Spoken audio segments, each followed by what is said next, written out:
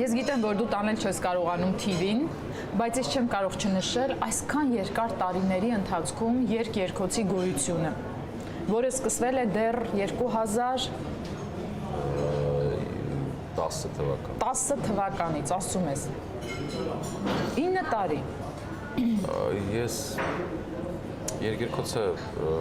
առանձնահատուկ տեղ ունի իմ կյանքում։ Ինչ-որ բան արդեն փոխում է ինքը, բայց հետո է երևալու երկերկոցի արդեն 10 տարվա այս ակտիվությունը, այս աշխատանքը,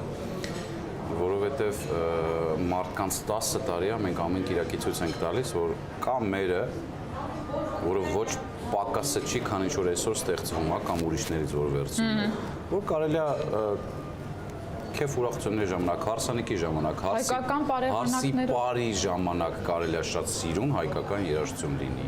Չգիտեմ, այն ընթացքը, որ հաց են ուտում, հետո որ քեֆ են անում, հետո այնքան մենք ունենք լավ երաժշտություն, որ կարելի է մերը պահել։ Աշխարհում բոլոր երկրները պահում են իրանցը ու ուզում են իրանցը առաջ տանեն։ Բացի մեզնից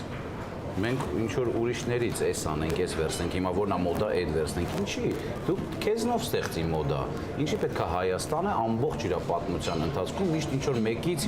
մի բան վերցնող շարունակողը լինի։ Ինչի դու չստեղծես մի բան։ Դե նայեք, նախկինում նույն Նադեժդա Սարգսյանը, երջանկայի շատակ, շատ սիրուն մի ուղղություն էր դրել, երբ հայուհիներից սկսած վերջացրած իր երիտասարդ կատարողներով հայկական պարեղանակները նորովի դիսկո ժանրում կամ տարբեր ձևերով հետաքրքիր գործիքավորումներով ներկայանում էին թաքվորի մերից մինչև եւ եթե նայենք ազնվորեն այսօրվա ներեցեք այսօրվա երաժշտական պատկերին գրեթե բոլորը անում են այն ինչ վաղուց արդեն դրված է հիմքը եւ այդ քո ասածը շատ լավ բան ես ասում որ մենք մերը սկսեցինք տարածել մեծարել մեծացնել ու այսօր նայում ենք երիտասարդ շատ լավ հետաքրքիր կատարողներին նույն Սոնա Ռուբենյանի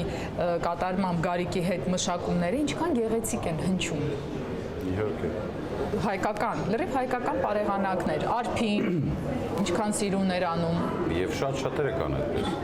Ուղղակի պետքա ընդամենը պետքա իմանալ։